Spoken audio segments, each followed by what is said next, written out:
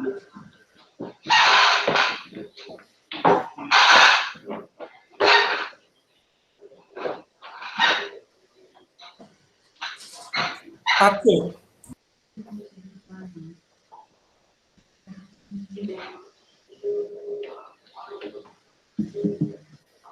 Bom, podemos, então? Podemos começar? Tudo certo, né, Márcia? Bom dia a todos. Nós estamos aqui, então, para mais uma reunião do Departamento de Toco-Ginecologia. Hoje eu vou apresentar a reunião no lugar da professora doutora Fernanda Surita, que está de férias. Então, eu tenho o prazer aqui de apresentar para vocês a professora doutora Lúcia Helena Simões Costa Paiva, que é professora titular aqui do departamento, trabalha na área de ginecologia, e a apresentação de hoje, então, é sobre atualização em terapia hormonal na peri e pós-menopausa. Então, doutora Lúcia, muito obrigada pelo convite, pela aula, fica à vontade, eu vou estar aqui, se você precisar de qualquer coisa, eu estou aqui para te ajudar, e também queria dizer para quem está assistindo, que vocês podem colocar as perguntas no chat, que ao final da apresentação da professora doutora Lúcia, a gente vai poder conversar com ela, então vocês podem ir colocando aqui perguntas, comentários no chat, por favor. Bom dia Cássia, bom dia a todos. Agradeço o convite do departamento para estar discutindo um pouquinho desse tema importante com vocês, né? Um tema que gera muitas dúvidas na prática clínica. Deixa eu compartilhar, então, aqui a minha apresentação e a gente já começa.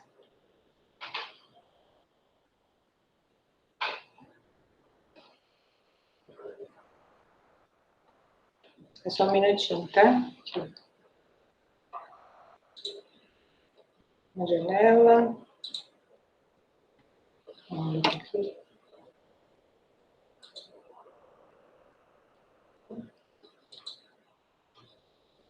Outro, saiu.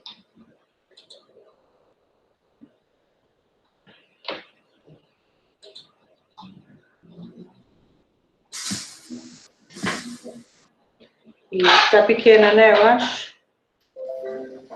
Agora que está começando a aparecer, isso, agora nós estamos vendo. Só não está no modo apresentação. Uhum. Só lá embaixo. O livrinho aqui.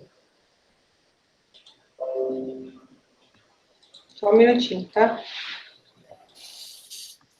Tá agora? Ainda não. Ainda não. Não tá, deixa eu... Naquele controle do livrinho aqui. Do outro lado. Agora? Pode ser. Sim? Ok, isso, doutor. Agora sim. Então, tá, vamos lá. Bem, então, atualização, né, em terapia hormonal na peri e na pós-menopausa. Nós sabemos, e acho que todos sabem, né, que o climatério é um momento de modificações hormonais muito importantes, então, com a diminuição dos folículos ovarianos, acaba ocorrendo, então, uma importante queda dos níveis estrogênicos. Isso é muito mais acentuado, claro, quando a mulher está já mesmo há 12 meses sem menstruar, e levando a uma série de consequências. Os principais sintomas dessa deficiência estrogênica, eles podem ser separados mais ou menos de acordo com a ordem cronológica de tempo em que ocorre. Então, muito precocemente, muitas vezes até já na perimenopausa, começam a haver, então, as chamadas ondas de calor, os fogachos, alterações do sono, problemas psicológicos, então é muito comum as mulheres se queixarem de irritabilidade, ansiedade, um humor mais deprimido. Esses sintomas tendem a melhorar com o passar do tempo. Por outro lado, surgem outros sintomas que precisam de um tempo maior de hipoestrogenismo, como os sintomas decorrentes da atrofia do trato urogenital, levando a dispareumias, incontinências urinárias e as disfunções sexuais, as queixas, né, de perda de libido, e mais tardiamente, essa deficiência de estrogênio vai levar a um aumento de risco de doenças como a osteoporose, doenças cardiovasculares, e questiona-se até também um aumento do risco para a doença de Alzheimer. Bom, uma questão que eu acho que é importante começar né, pensando para quem e quando a gente vai indicar uma terapia hormonal, sabendo que a terapia hormonal é o principal recurso terapêutico que nós temos para tratar todos esses sintomas aí que eu descrevi, né? As indicações para se usar a terapia hormonal, a primeira delas é basicamente o tratamento dos sintomas vasomotores. Esses sintomas vasomotores, eles são os sintomas que mais incomodam as mulheres, então é o principal motivo de procura pela atenção médica nesse período, né? 70%, 80% das mulheres apresentam ondas de calor e intensidade variável. A síndrome urogenital também, então, as questões relacionadas com a atrofia da mucosa vaginal e urinária, e também as mulheres que apresentam insuficiência ovariana prematura, ou da antiga chamada menopausa precoce, então, são mulheres que entram na menopausa antes dos 40 anos de idade, nós já sabemos que elas precisam de terapia hormonal até a idade normal de ocorrência da menopausa, então, por volta dos 50 anos, para prevenir aquelas consequências tardias que eu comentei. Além dessas indicações, que são indicações mais claras para a terapia hormonal, outros benefícios também acontecem, né, e pode ser um recurso para isso, particularmente a osteoporose. Nós sabemos que a TH, ela aumenta a densidade mineral óssea, diminui o risco de fratura, e para as mulheres que têm sintoma, é considerada também uma forma de tratamento para a osteoporose. Bem, uma vez que a mulher tem indicação, quando é que a gente vai iniciar uma terapia hormonal? Esse início, ele está vinculado ao que a gente conhece hoje como janela de oportunidade. O que seria isso? Seria o momento ideal para você começar uma terapia hormonal, onde você tem mais benefícios do que riscos relacionados a ela, né? Essa janela de oportunidade, ela ocorre quando você começa a terapia nos primeiros 10 anos da menopausa, ou para mulheres abaixo dos 60 anos de idade. Então, começar neste momento é oportuno, começar depois dos 60 anos de idade é contraindicado por uma série de questões, não digo contraindicado, mas um risco muito grande, né? Então, a balança tende para um outro lado. Então, esse seria o momento ideal de estar começando. Decidir por começar, como é que eu vou prescrever uma terapia hormonal? Quando a gente fala terapia hormonal, na verdade, a gente está se referindo a uma série muito grande de tipos de hormônios, de doses diferentes, e isso tem, então, repercussões clínicas diferentes também, né? A terapia normalmente é feita com o estrogênio é quem, de fato, vai tratar os sintomas. Para as mulheres que têm útero, é importante a adição de um progestagênio e, eventualmente, em algumas situações clínicas, a gente também pode pensar em associar, acrescentar o androgênio. Todos esses hormônios, então, esses 3 hormônios, são combinados de diferentes formas, através, então, de regimes terapêuticos diferentes, utilizando doses específicas para cada paciente e diferentes vias de administração. Eu vou falar um pouquinho, né, sobre cada uma delas, começando com os regimes terapêuticos. Então, pensando, a primeira observação que eu tenho que ver, né, se a minha paciente é esterectomizada ou não, se ela tem útero. Se for uma paciente esterectomizada, nós vamos prescrever um estrogênio isolado. Para aquelas pacientes que têm útero, precisamos adicionar um progestagênio para minimizar os efeitos proliferativos do estrogênio sobre o endométrio. Então, eu preciso, então, fazer uma terapêutica combinada, que pode ser contínua ou sequencial. Para mulheres na perimenopausa, aquelas que ainda têm uma menstruação irregular, é mais interessante a gente fazer uma terapia sequencial, então adicionar progestágeno por 12 a 14 dias, para que ela tenha ciclos menstruais ou sangramentos mais regulares. Já para aquelas mulheres que estão na menopausa, já estão há mais de um ano sem menstruar, o mais indicado seria, então, uma terapêutica contínua, né? Aqui é só uma representação esquemática, então, desses regimes. A terapêutica com estrogênios isolados diariamente, para as mulheres, então, esterectomizadas. Uma terapêutica com estrógeno e progestágeno continuamente para as mulheres que têm útero. Aquela terapêutica sequencial, ou seja, progestágeno só aqui, né, esses amarelinhos na segunda fase, sendo que ela faz uma pausa e ela vai apresentar, então, um sangramento regular, para as mulheres na perimenopausa, e existe uma outra forma, que é essa terapia combinada de sequencial longa, onde a gente administra progestágeno somente a cada 3 meses, né? O objetivo dessa terapia é diminuir a exposição ao progestagênio, mas é importante lembrar que a proteção endometrial, ela pode ficar comprometida. Então, existe um risco maior de hiperplasia e exige um monitoramento maior desse endométrio, acaba ocorrendo, assim, maior número de procedimentos, biópsias, esteroscopias, nesse tipo de terapia hormonal.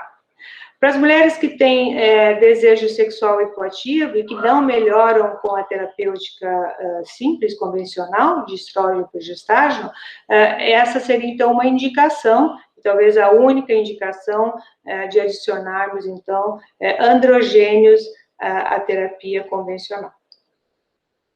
Bom, que tipo de estrogênio e que tipo de progestágeno nós vamos escolher para fazer essa terapia hormonal? Só lembrando que, basicamente, a gente tem, né, o organismo produz 3 tipos de estrogênio.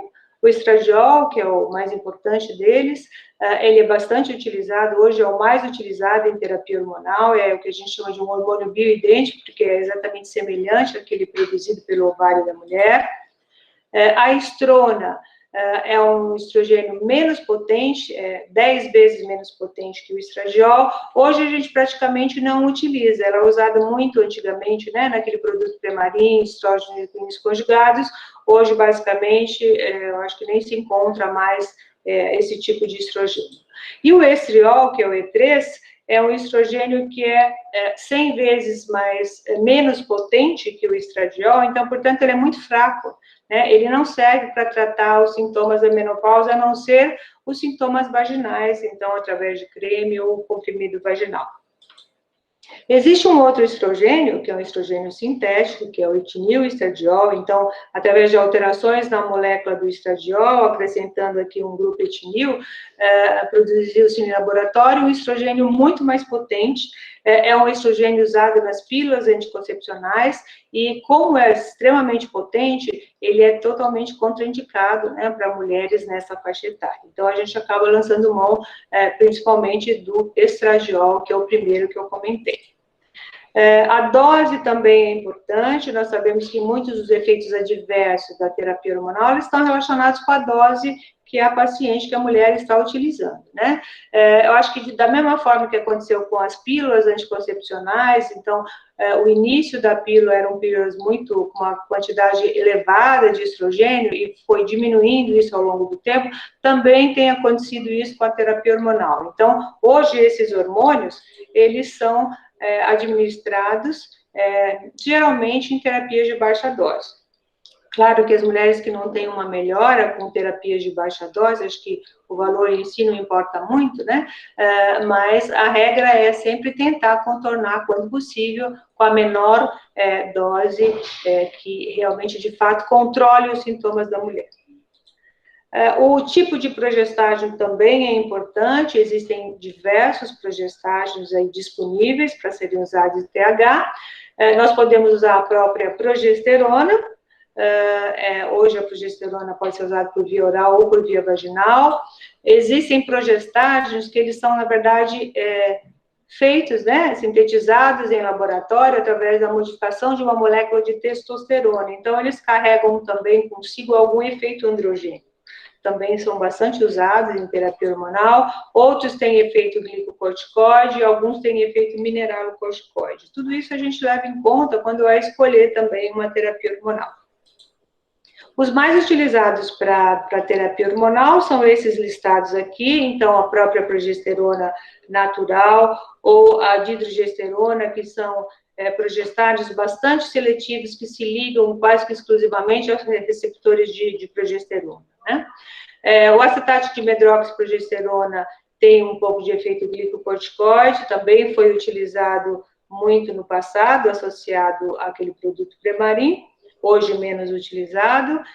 A noradiosterona é um progestágeno que tem um efeito androgênico, ele está disponível em diversas preparações comerciais hoje, né, no mercado, e se utiliza muito em terapia hormonal, e também a drosperinona, que é um progestágeno derivado da espironolactona, tem algum efeito antimineralocorticoide e também está disponível e é bastante utilizado hoje em TH. Além do regime da dose, a via de administração é um dos aspectos que a gente precisa considerar muito na escolha da TH, né? Os hormônios podem ser administrados por via oral ou por via transdérmica. E existem efeitos bastante diversos em relação a essas duas vias de administração. Na via oral, o que acontece? Quando a mulher ingere, então, o hormônio, ele é absorvido pelo trato gastrointestinal, através do sistema porta, ele atinge o fígado, e essa primeira passagem hepática, ela leva a algumas alterações. Por exemplo, aumento da SHBG, que é a proteína carreadora dos hormônios sexuais. Então, com isso, mais hormônio fica ligado a ela, e você tem menos hormônio livre para exercer os seus efeitos. Então, geralmente, por via oral, é necessário uma dose maior de hormônios. Na via oral, você também tem aumento de alguns fatores de coagulação, tem efeitos sobre o perfil lipídico, alguns benéficos, como o aumento do HDL, mas, por outro lado, pode haver um aumento também dos triglicéridos. Tem mais efeitos sobre renina, angiotensina, talvez sobre a pressão arterial. De um modo geral, por via oral, você acaba tendo efeitos metabólicos mais importantes, né? Isso vai ter uma repercussão mais a longo prazo. Já quando você administra hormônio por via transdérmica, e via transdérmica geralmente é um adesivo cutâneo ou aquele gelzinho, né, também cutâneo, o hormônio, então, ele atravessa a epiderme, atinge aqui os capilares da derme, vai ser absorvido e a partir daí é que ele é distribuído para os tecidos, então o fígado acaba recebendo uma quantidade muito menor de hormônios, né, e isso faz com que todas aquelas alterações que eu comentei, elas sejam minimizadas. Então, a terapia transdérmica, ela tem menos efeitos metabólicos e causa, portanto, um menor risco também de eventos tromboembólicos, né? Quando é que eu vou escolher uma via ou outra via? Depende da paciente que eu estou, né, lidando. Então, uma paciente saudável, as duas vias seriam adequadas. Já para aquelas pacientes que têm, então, por exemplo, questões metabólicas, uma paciente diabética, uma paciente hipertensa, que já tem uma alteração de triglicéridos, obesas, ou uma paciente que tenha fatores de risco para tromboembolismo, então, nessas situações, a gente deve dar preferência para a administração por via transdérmica. Queria comentar um pouquinho dos riscos, né, que têm sido relacionados à terapia hormonal. Eu acho que não só as mulheres têm muito medo de usar hormônios, alguns médicos também ficam inseguros em relação aos riscos que envolvem a terapia hormonal. E os riscos principais, a preocupação é, por exemplo, com câncer de mama, principalmente, né? Isso tudo começou alguns anos atrás. Estudos observacionais já mostravam que as mulheres que tomavam hormônio, elas tinham maior risco de câncer de mama quando comparadas àquelas mulheres que não usavam a terapia hormonal. O primeiro ensaio clínico que mostrou isso de uma forma mais clara foi o estudo WHI, é um estudo, então, que mostrou que as mulheres que faziam uso de terapêutica hormonal combinada com estrógeno e progesterona, elas tiveram, então, aqui um aumento no risco de câncer de mama e também um aumento no risco de doenças cardiovasculares quando comparadas com as não usuárias. Esse aumento de risco não é grande, é um caso a mais em cada 10 mil mulheres, mas existe um aumento no risco. Para aquelas mulheres que são esterectomizadas e que fizeram uso da terapêutica com estrógeno isolado, houve também, nesse mesmo estudo WHI, uma análise que mostrou que não havia um aumento do risco de câncer de mama. Então, a primeira conclusão, né, que esse estudo tirou, que o progestágeno, provavelmente, da terapia hormonal, deve ter um efeito importante sobre esse risco de câncer de mama. Do ponto de vista de cardiovascular, também as pacientes que fizeram uso de estrógeno isolado tiveram um aumento no risco cardiovascular, mas eram pacientes mais idosas. A média de idade nesse estudo foi de 63 anos. Né? Hoje, ou mais recentemente, tem se buscado, então, determinar com maior clareza o papel do progestágeno na terapia hormonal. E esse estudo é um estudo francês, um aporte muito grande, que avaliou o risco de câncer de mama de acordo com o tipo de terapia hormonal, particularmente de acordo com o tipo de progestágeno que estava sendo utilizado, né? Comparando também a via oral com a via transdérmica. E o que eles observaram? A referência foi, então, a própria progesterona. As mulheres que usaram dihidrogesterona, vocês podem observar aqui, por via oral e mesmo por via transdérmica, não houve um aumento do risco de câncer de mama, não foi observado esse aumento. Já as pacientes que usaram outros progestágenos, né, como o acetato de ciproterona, a própria acetato de noradiosterona, tiveram, sim, um aumento no risco de câncer de mama. Então, sabe-se também que para pacientes de alto risco é importante fazer uma escolha mais selecionada do tipo de progestágeno que a gente vai estar utilizando. Outra preocupação é em relação ao risco de câncer de endométrio, e o que tem mostrado os estudos em relação a isso? Será que a terapia hormonal ela aumenta o risco de câncer de endométrio? Em geral, não, tá? Estudos que avaliam isso não têm mostrado, mas isso varia muito de acordo com o tipo de terapia que se utiliza também, né? Então, aquelas mulheres que usam aquela terapia sequencial, só 12 ou 14 dias de progestágeno, ao longo de 5 ou 10 anos de uso, os estudos mostram, ou esse particular mostra, um aumento no risco de câncer de endométrio. Esse aumento é da ordem, no mínimo, aí, uns 70% de aumento de risco. Aquelas que fizeram uso daquela terapia de ciclo longo, progestágeno só a cada 3 meses, que eu comentei no início, o aumento de risco é muito maior, né? Então, de 3 a 6 vezes o aumento no risco de câncer de endométrio. Então, é aquilo que eu falei, isso exige um monitoramento do endométrio de uma forma mais frequente, né? E com vários procedimentos para a gente garantir que não esteja havendo uma alteração hiperplásica ou maior risco de câncer nessas mulheres.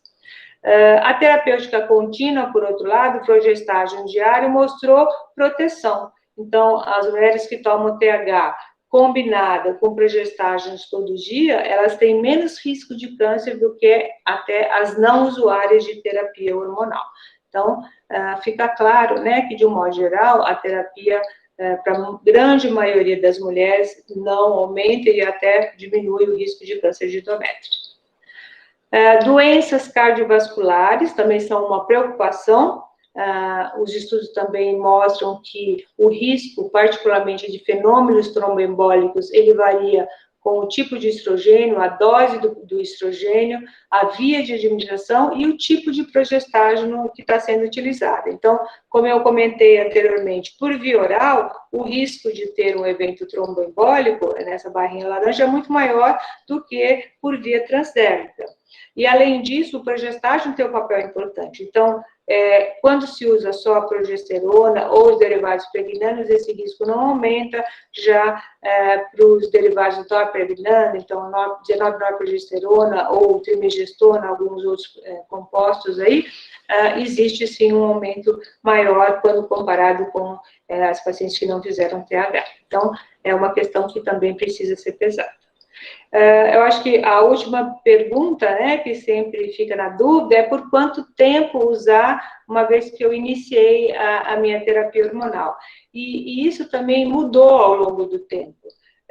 Eu acho que no passado, a gente dizia que a mulher começava a usar hormônio e ela não tinha limite de tempo, ela ia usar hormônio para o resto da vida, né?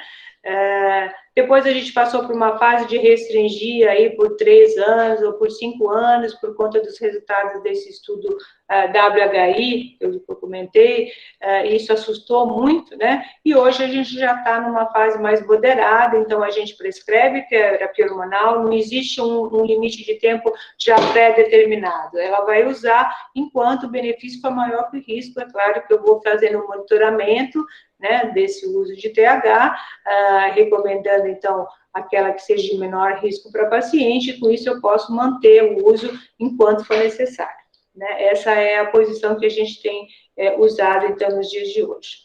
Queria só comentar brevemente sobre novas opções terapêuticas que têm surgido nos últimos meses. Então, a terapia de ultra baixa dose, o estrogênio por via vaginal, sob a forma de comprimidos vaginais, e estão em estudos aí uma nova molécula de estrogênio, que é o estetrol.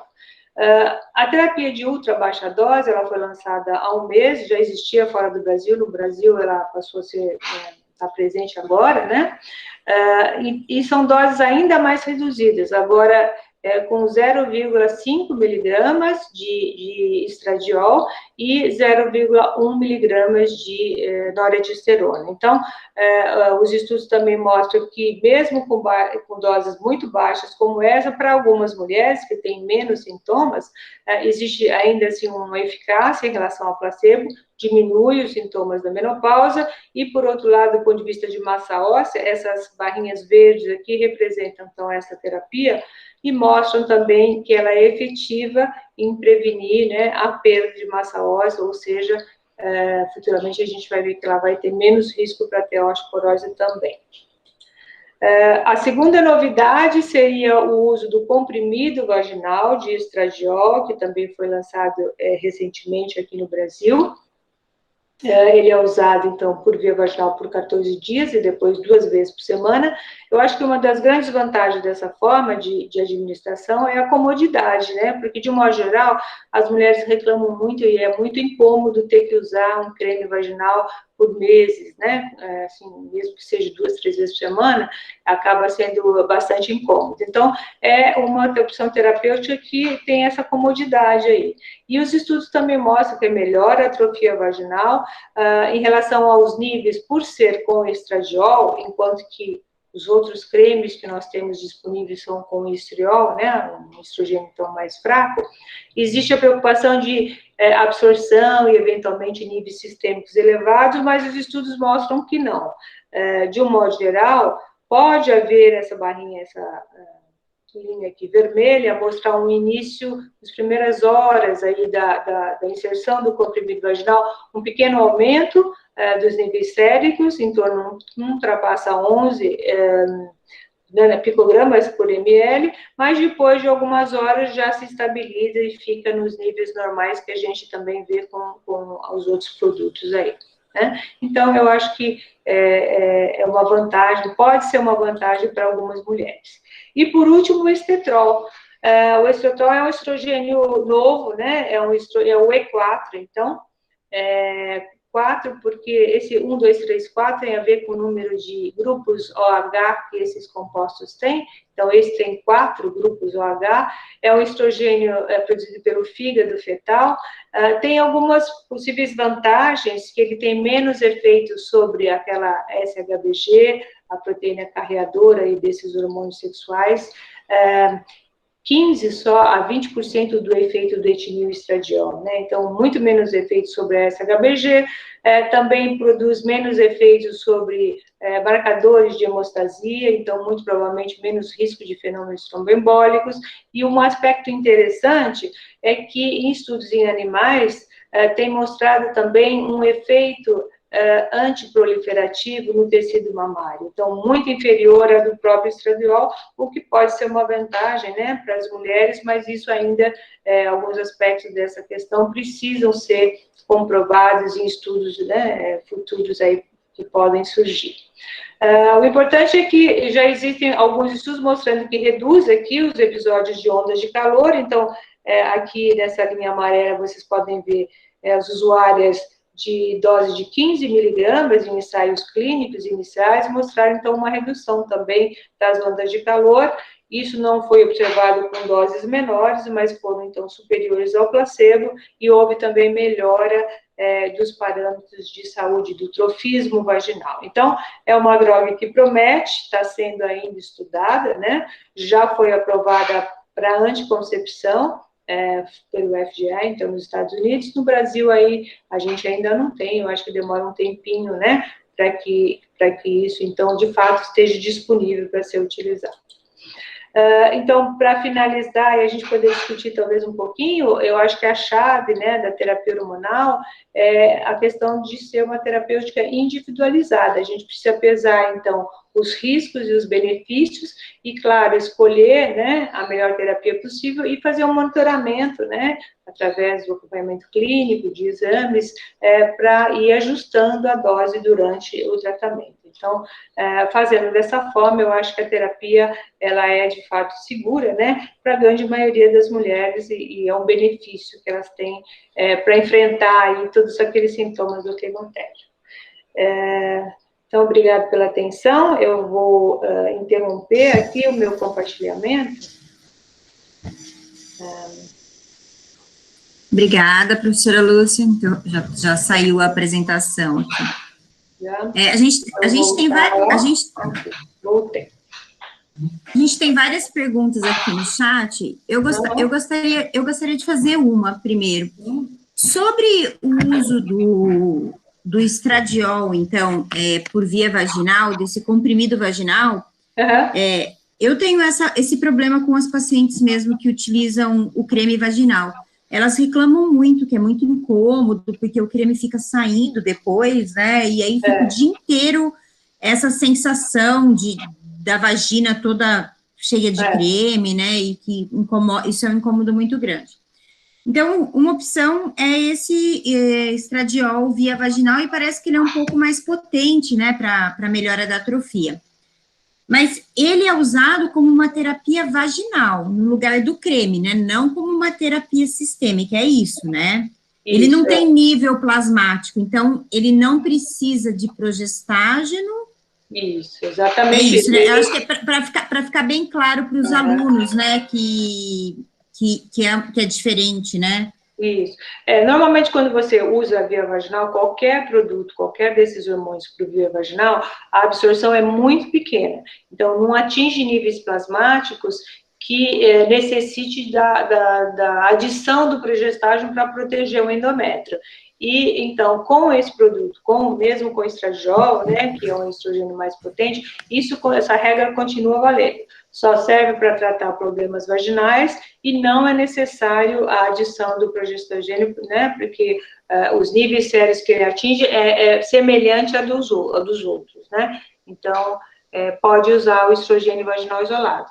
Essa questão que você falou, Cássia, é uma preocupação mesmo, porque, assim, as mulheres acabam não tendo aderência, muitas vezes, a esses cremes, né, porque é bem chato, né, ter que ficar usando, porque não é um mês, são meses, né, de uso de creme. Então, aí acaba, então, surgindo terapias outras, né, como, sei lá, laser, radiofrequência, para tratar esse problema. Então, talvez, para algumas mulheres, é uma vantagem grande, né, essa forma de comprimido.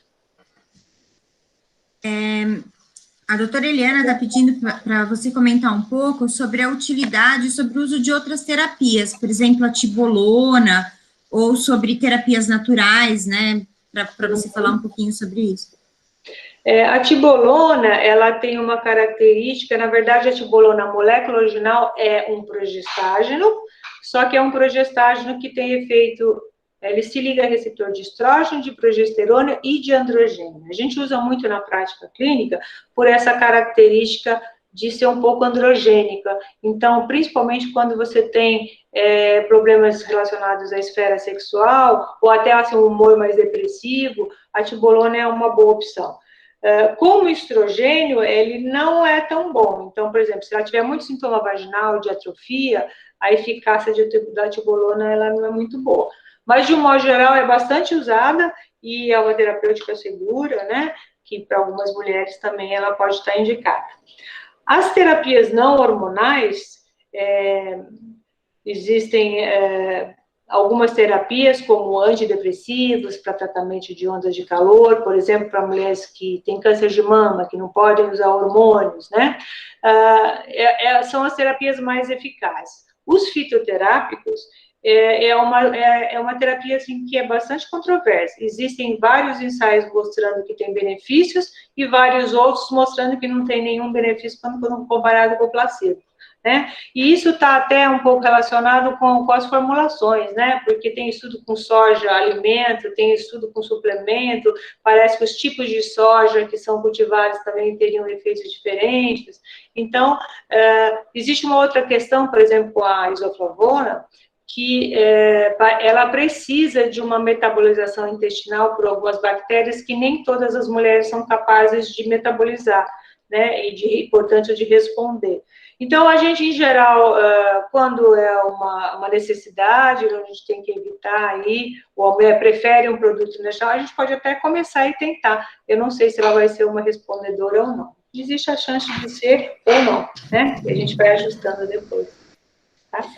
A tibolona é uma molécula interessante, né? Eu sempre gostei muito, assim, da ideia da tibolona. Mas não são todos os países, né, que têm a tibolona para terapia hormonal. E nesses estudos também é difícil a gente achar o impacto, né, da tibolona com câncer de mama. Tem algum dado, assim, de segurança? Tem estudos grandes, assim, ensaios clínicos mostrando que a tibolona, ela tem o mesmo risco de câncer de mama do que as outras terapias. Embora, assim, a densidade mamária parece que não muda tanto, né, quando comparado com o estrogênio, o risco de câncer é o mesmo, Cássia. Então, a gente precisa dos mesmos critérios. Nós fizemos, inclusive, aqui na Unicamp, alguns anos atrás, houve um estudo multicêntrico pensando nessa questão. Acho que talvez a progesterona seja uma boa opção para a mulher que tem câncer de mama.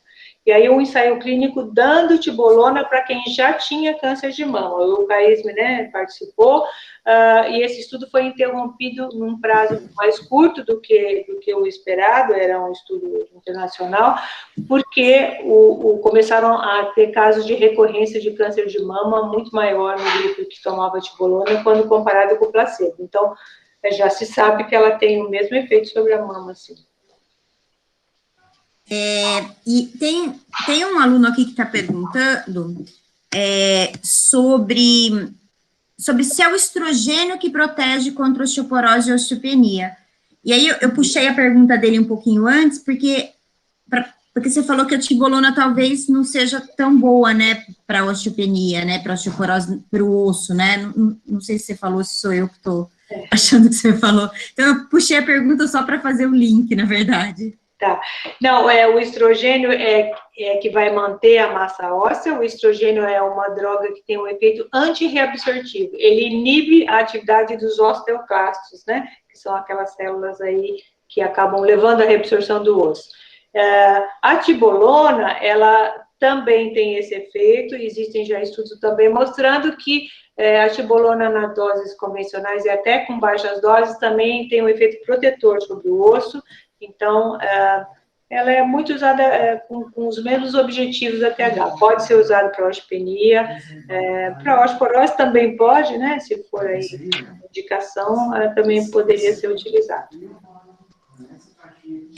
O Nélio está perguntando sobre o uso do DIU de levonorgestrel para proteção endometrial. E daí, acho que para poder usar uma terapêutica sem progestágeno, né? Acho que pensando nessa ideia de que o estrogênio isolado está menos associado a câncer de mama, né? E o progesterona traz um efeito adicional aí. Assim, além eu acho que assim, a progestágeno acaba, vamos dizer assim, sendo mais ou menos, não sei se eu posso falar isso, mas assim, é como se fosse um vilão para algumas coisas, porque para a mama ele, né, tem efeitos que podem não ser bons, alguns efeitos negativos. A parte metabólica, dependendo do progestágeno também, né, perfil lipídico, algumas questões metabólicas, ele também pode ter um impacto negativo. Claro que ele tem uma grande vantagem, é um grande aliado para a proteção do endométrio, né? Mas tem essa dualidade aí de efeitos, tá? Então, quando a gente não precisa dar o progestágeno, que são para aquelas mulheres ou esterectomizadas, ou através dessa forma que o Délio está levantando, né?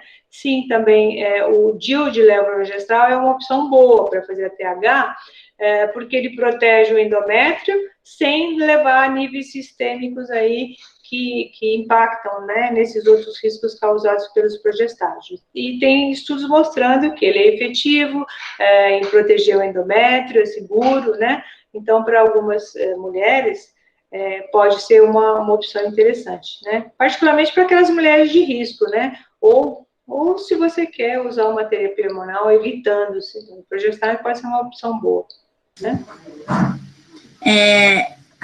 Esse DIU de levonorgestrel, né, o Mirena, né, que a gente tem aqui, porque eu acho que os outros nem foram testados ainda, né, esses mais novos aí, com menor dosagem. Ele dura, aqui no Brasil, ele está licenciado para 5 anos para anticoncepção, né, nos Estados Unidos ele já está para 6. E a OMS já fala em deixar 7 anos, né, para anticoncepção. Tem algum estudo já que mostra o uso, assim, do DIU de Mirena por mais tempo para proteção endometrial? Porque eu fico pensando que talvez ele valha mais do que 7 anos ainda, né, para proteção endometrial. Então, o que a gente sabe, assim, que inicialmente ele libera 20 microgramas de levonorgestrel na cavidade uterina e ao final de 5 anos, essa dose está em 10, né, metade da dose inicial. Para anticoncepção, a gente sabe que ainda é seguro por mais 1 ano, mas para o endométrio, a recomendação é que, de fato, você troque com 5, porque com essa questão de 10 miligramas não se tem certeza, não existem estudos assim, ou se existirem, são casuísticas muito pequenas, né, que você possa, com segurança, estender para 6. Então, para endométrio ou para TH, ainda acaba mantendo os 5 anos. Ainda não estendeu. E para aqueles DIUs novos, né, o Kylie, né, que tem uma quantidade menor ainda de levonorgestrel, parece que também vai ser seguro para TH, mas ainda não existem estudos definitivos sobre isso, estão sendo feitos, né? Então, o único DIU que pode ser usado até o momento é o Mirena mesmo. O Nélio está fazendo uma pergunta bem importante aqui sobre a falta de opção no mercado de terapia hormonal transdérmica. Na verdade, a gente tem um adesivo aí, né, combinado ou não no mercado, mas que as pacientes estão tendo muita dificuldade de encontrar, não sei se foi descontinuado, o que aconteceu agora na pandemia. Então, ele está perguntando para falar um pouco sobre isso e se dá para manipular esses hormônios, né? Eu acho que o estrogênio isolado, a gente tem até mais opção, porque tem os gels, né, em forma de gel, né, em forma de adesivo, só tem essa opção.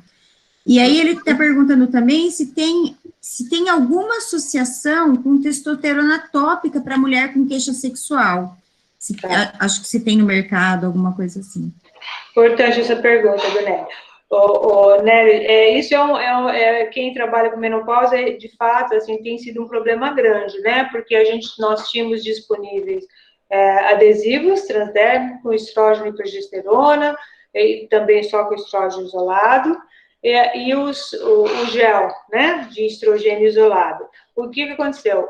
Com a pandemia, não sei se só por isso, se a falta dos produtos aí para a fabricação desses adesivos, os adesivos sumiram do mercado. E aí todo mundo que usava adesivo acabou, então, procurando o gel transdérmico. Então, agora, essa semana, assim, se as pacientes começam a procurar, já ligar dizendo, olha, também não estou achando mais o gel de estrogênio. Então, de fato, tem sido um problema, né? Mandar manipular, a recomendação é que a gente só faça isso, por exemplo, a gente manda manipular o hormônio quando você não tem o produto disponível, porque a questão da confiança, de segurança mesmo nessas manipulações, né? Então, o hormônio não é uma coisa que a gente pode ter variação de dose, e eu, de fato, assim, a maioria, os consensos todos não recomendam manipular estrogênio, né? Não sei como vai ficar agora com essa questão de sumir também os produtos, o gel, né? Mas a recomendação continua sendo, não mande manipular. O que a gente tem feito se não acha mesmo, quando possível, passar para via oral, tá? Mas é um problema aí que a gente vai ter que enfrentar, né? Não sei se a indústria farmacêutica vai fazer alguma coisa nesse sentido, mas tem sido uma questão. A testosterona, não existe nenhum produto de testosterona aprovado no mundo, né? Só na Austrália existe um creme de progesterona. É o único país que tem. Então, de progesterona ou de testosterona? De testosterona, desculpe, de testosterona, só a Austrália tem. De progesterona não existe creme, né? De progesterona também não existe, né? tópica, ela não é bem absorvida, então não adianta nem muito manipular, porque ela não é absorvida, embora a gente saiba que existem algumas pessoas que recomendam, mas existe esse questionamento, sim, de que não é um veículo que atravessa a barreira cutânea, que sob a forma alcoólica é absorvido de forma adequada, então não é seguro a progesterona por via tópica, né? Então, a testosterona, a gente tem duas opções. Mandar manipular, sabendo dessas restrições, é um risco, né? E o último consenso fala de usar os produtos prontos para homens numa dose muito reduzida, mas é muito complicado, porque dosagem gel de testosterona para homem é assim, 50 microgramas, é mais do que 10 vezes o que a mulher precisa. Se você partir um gel, né, em 10 frações e usar, o risco de você dar uma overdose é muito grande, né? E a testosterona precisa estar muito bem controlada, né, para não ter os efeitos adversos. Então, eu acho que ainda acaba sendo a opção de, quando é necessário, usar a manipulação, tá? E tem forma de implante subcutâneo em outros países, a testosterona? Aprovado em nenhum país. Nós temos no Brasil mesmo, né? Todo mundo conhece os implantes de testosterona, o famoso chip da beleza. Na verdade, são implantes não só com testosterona, às vezes tem também progestágeno, né? Tem outros produtos hormonais nesses chips. A questão de utilizar é que tem poucos estudos com isso, né? Ele está no mercado aprovado, porque a regulamentação para uso de suplementos e o implante acaba entrando um pouco nessa linha, é bem menos rigorosa. Então, existe lançamento desses produtos sem haver, assim, grandes estudos publicados, né? E, então, por conta disso, a maioria das sociedades médicas não recomenda o uso desses implantes, até que a gente tenha transparência, né, mostrando realmente dados de segurança em todos os aspectos, mama, parte metabólica, nível sistêmico, tudo isso, né? Acho que o que falta, pode ser até uma opção boa, mas falta estudos mostrando essas informações para a gente, para que a gente possa usar com tranquilidade. Parece uma opção boa, mas chama um pouco a atenção, né, de não existir em nenhum lugar no mundo, né? Parece que deve ter alguma dificuldade aí, né, de ter um produto assim, né? Eu acho que não sei exatamente por que questões, mas realmente não está aprovado em nenhum país. Agora, o gel, me parece muito difícil mesmo, pegar um gel masculino. Como é que você pega um puff do gel masculino e passa um décimo, né, no corpo? Uma coisa muito complicada, né, a gente gel normalmente vem, gel, né? Não é nem um puff, é um sachêzinho, então, assim, mais difícil ainda. Como é que você vai dividir, né? Aspirar numa seringa e tal, mas tudo isso é muito, né, precisão nenhuma, né, de dose. Então, era mais fácil a indústria farmacêutica lançar, né, um gel com uma concentração menor, não sei se é né? uma questão comercial. Existia no passado, já houve nos Estados Unidos, né, o Intrinse era um adesivo de testosterona, que liberava 300 microgramas, mas não sei exatamente por qual questão, se são questões comerciais, ele foi retirado do mercado e a gente ficou sem e continua sem até hoje, né? Não sei por que não há esse interesse da indústria ou por razões que eu desconheço, não é comercializado. Estão pedindo também para você comentar um pouco sobre o Tribulus terrestris. Tá. Então, o Tribulus terrestris é um fitoterápico, né? É um fitoterápico que tem uma característica de ter um certo efeito androgênico. Então, a possibilidade de uso seria pensando nas mesmas indicações quando você tem problemas da ordem da esfera sexual, um pouco nesse sentido aí, né? Vamos dizer, seria um fitoterápico relacionado aí à testosterona. Existem estudos também, não muitos estudos, mostrando alguma eficácia na melhora da parte sexual. É muito mais usado até para homem também, a questão de espermatogênese, mas existem alguns estudos, mas também é essa questão meio dúbia, assim, né? Não tem tantos estudos comprovando a eficácia a ponto da gente garantir que, de fato, possa, né, contribuir aí. Às vezes, quando a mulher realmente quer, né, a gente pode tentar. Existe também aquela coisa com fitoterapia, efeito placebo, que a gente sabe que existe com todo o medicamento, né? E ainda mais falando dessas questões sexuais, assim, de coisas mais subjetivas, algumas mulheres acham que melhoram, não sei se iriam melhorar de fato, ou o fato de você estar já fazendo uma intervenção também melhora. Pode ser que melhorem para algumas mulheres. Tá? Uma pergunta bastante interessante aqui da Sofia, ela está perguntando o seguinte, dizendo que você comentou um pouco sobre o aumento do nível de triglicérides na menopausa, e que se a mulher não for obesa e tiver uma alimentação adequada, se a gente deve iniciar um tratamento para triglicérides ou até mesmo para colesterol aumentado, ou se só a terapia hormonal já vai normalizar esses valores. Acho que é interessante, né, por causa do impacto metabólico, né? Então, quando a mulher já tem, então, uma alteração do perfil lipídico, se a alteração do perfil lipídico for o triglicérides, a gente precisa ver muito que níveis estão. Se estiver muito alto, na verdade, ela nem deveria usar a via oral, como eu falei, né? Porque isso vai piorar. Então, assim, a terapia hormonal, ela não vai conseguir combater isso. Então, sempre a gente vai começar com medidas de alimentação, para triglicérides, importante também a questão de atividade física, né? E quando a gente não consegue contornar com essas medidas iniciais, às vezes a gente precisa de recurso terapêutico, mas não a TH. A TH, depende da TH que você usa, né? Pode ter um pequeno benefício via oral, mas particularmente no HDL, ele não vai melhorar, né, o triglicérides, por exemplo, não, contrário, tá? Então, não, tem que tratar, se for nível de tratamento que não melhorou com as medidas normais, vai ter que tratar com estatinas, fibratos e essas drogas aí, né?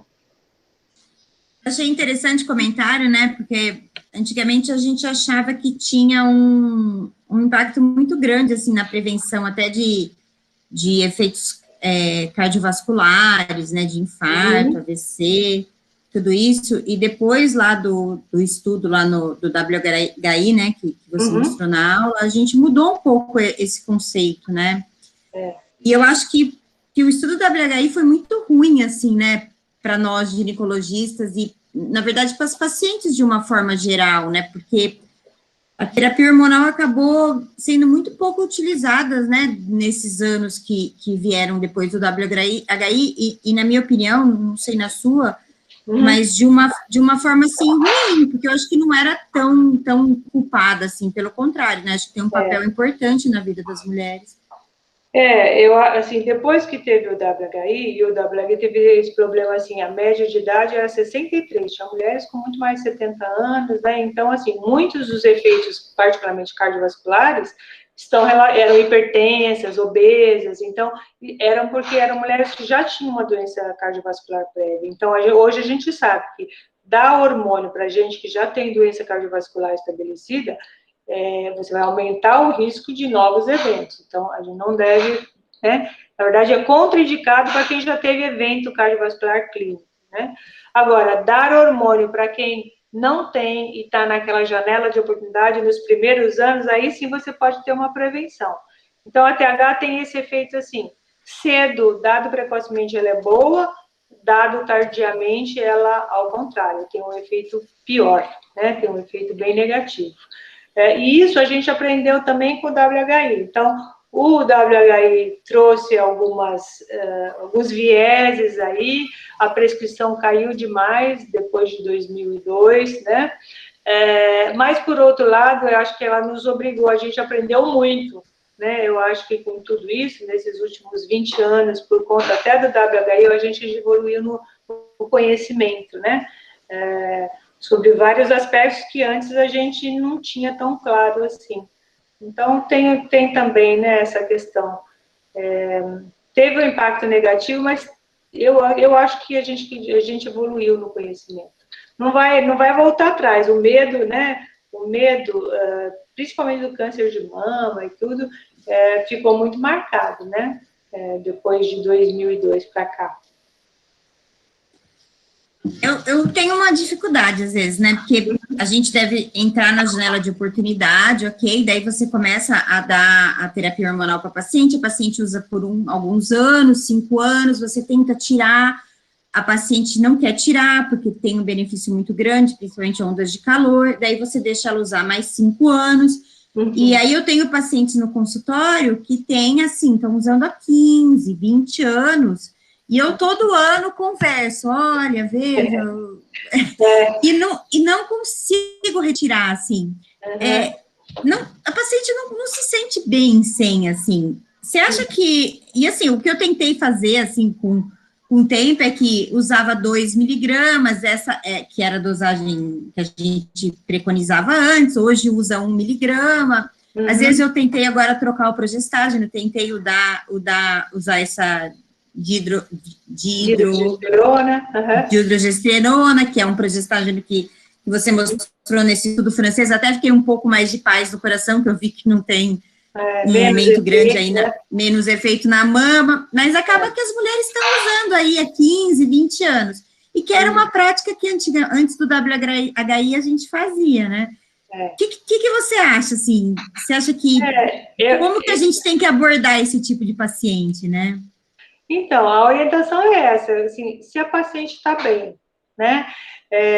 Eu acho que acontece muito, assim, está tudo bem, é uma paciente de baixo risco, não apareceram doenças ao longo dos anos, não se tornou hipertensa, né? Nada assim que possa representar um risco, e ela quer continuar. A gente informa, né? A gente sabe que é importante informar aí do risco de câncer de mama, desses efeitos a longo prazo, mas eu tenho a mesma dificuldade, eu acho que elas, quando estão bem, não querem parar mesmo, né? A ideia é essa, assim, então vamos continuar, e o que a gente pode fazer é diminuindo a dose, fazendo uma seleção melhor, talvez passar por uma via transdérmica, que tem menos risco, né?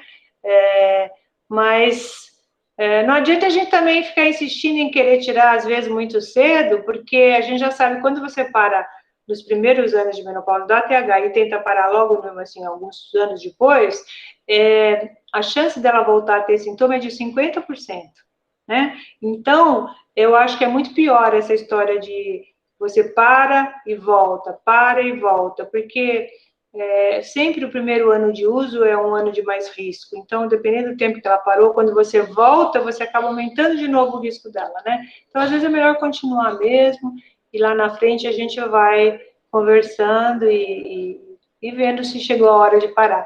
Se ela quiser continuar, estiver bem informada, sem aumento do risco, eu também tenho continuado, viu, Cássia? Eu acho que ninguém quer ficar, né, hipoestrogênica, isso tem ido aí para frente, né? E aí vem aquelas justificativas que não são indicação, o cabelo, a pele, isso e aquilo, não é uma justificativa, porque não tá, né, não é indicação de TH, mas são alguns benefícios adicionais aí que tem e que para as mulheres acabam pesando muito, né? Então, eu acho que na verdade vem dessa sensação delas se sentirem bem com a medicação, né? E elas falam, tem a pele, tem tudo, né? É o que elas falam, meu cabelo é muito melhor, eu não, né? Assim, várias questões que às vezes dificulta mesmo de tirar, né? Então, eu acho que é isso, tá tudo bem? Tá bem informada? Não é uma paciente de alto risco? Tá bom, vamos continuando enquanto for possível, né? A regra é risco-benefício, tá? Mas na prática, é um pouco isso mesmo que a gente faz, estende mais por mais tempo, né? Não é fácil tirar TH quando de gente que está bem, não, né? É muita resistência para parar, né? Não é fácil. Não, e elas até tentam, eu acho que até tenta ficar sem, mas não consegue, assim. Não consegue. Volta a ter os sintomas, né? Eu acho que foi muito bom, né? Muitas dúvidas. Você vê que é um assunto sempre que todo mundo gosta muito, né? Porque de comentar. Prática, né? Eu acho que tem várias implicações aí que na prática, às vezes, a gente fica com dúvidas sobre o que fazer, né? Então, eu acho que por isso quis deixar um tempinho um pouco maior para a gente poder discutir, né? Porque eu acho que essas questões aí que são mais proveitosas, né? Essa parte da gente estar podendo discutir. Foi ótimo. Tá, muito obrigada, acho que foi muito bom, assim, acho que deu para a gente discutir bastante. Agradeço muito a sua disponibilidade e a qualidade da aula aqui da nossa reunião. Obrigada, Cássia. Então, agradeço muito. Vai estar disponível, essa aula vai estar disponível no canal do YouTube do departamento. Uhum. E um bom dia a todos. Obrigada, Cássia. Obrigada, boa tarde. Bom dia a todos. Tchau, tchau.